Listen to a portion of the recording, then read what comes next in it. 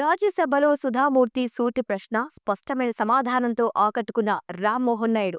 దేశంలో మరిన్ని civil aviation కాలేజీలు ఏర్పాటు చేయాలన్న రాజ్యసభ ఎంపీ సుధామూర్తి విజయపూరపు విమానాలను ఎప్పుడు వస్తాయని రాజ్యసభలో ప్రశ్నించారు.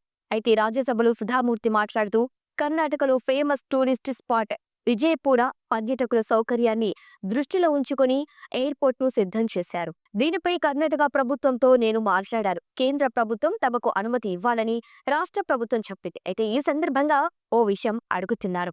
విజయపూరకు విమానాలు ఎప్పుడు ప్రారంభమవుతాయి? నేను ఎప్పుడు అడిగినా త్వరలోనే తెలుస్తుందని చెబుతున్నారు. ఈసారి అలా కాదు. ఖచ్చితంగా దీనిపై నాకు సమాధానం కావాలి. 54 సివిల్ ఏవియేషన్ కాలేజీలు ఉన్నాయి. 140 కోట్ల భారతీయులకు ఇది చాలా తక్కువ అని నా అభిప్రాయమన్నారు. ఇక దేశవ్యాప్తంగా ఎన్నో ప్రాంతాల్లో సివిల్ ఏవియేషన్ కాలేజీలు కేంద్రాలు లేవు. దీనిపై కేంద్రం ఫోకస్ చేయాలి. ఇది మా రిక్వెస్ట్ అని సుధామూర్తి రాజ్యసభలో ప్రశ్నలు లేవనెత్తారు. ఇక సుధామూర్తి అడిగిన ప్రశ్నకు పౌర విమానయాన శాఖ మంత్రి రామ్మోహన్ నాయుడు స్పందించి ఇచ్చిన సమాధానం అందరినీ ఆకట్టుకుంది. రామ్మోహన్ నాయుడు మాట్లాడుతూ ఇది తిరుపతికి సంబంధించిన విషయం. అయితే సుధామూర్తి గారు విజయపూరి పేరును ఇక్కడ ప్రస్తావించారు. అయితే విజయపూరకు త్వరలోనే విమానాలు వస్తాయి. ఇది ఏడాది అని అమలు చేస్తాం. కావాలంటే లిఖితపూర్వకంగా మీకు సమాధానం కూడా ఇస్తామన్నారు.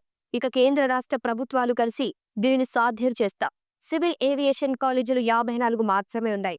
అందులో ఫైట్తో పాటు మెయింటెనెన్స్ ఇంజనీర్లకు ట్రైనింగ్ ఇస్తారు. మరో 3 కాలేజీలకు అప్రూవల్ కూడా వచ్చింది. అయితే మరో 9 ఏవియేషన్ కాలేజీల కోసం కేంద్రం చర్యలు ప్రారంభించింది. ఇక ప్రతి ఏడాది 1500కు పైగా పైలట్లు శిక్షణ తీసుకుంటున్నారు. దేశంలో మరికొన్ని కాలేజీలు అవసరం ఉంది కనుక ఎవరైనా ప్రైవేట్ సంస్థలు ఇందుకోసం ముందుకొస్తే కేంద్రం వారికి సహకారం అందిస్తుందన్నారు.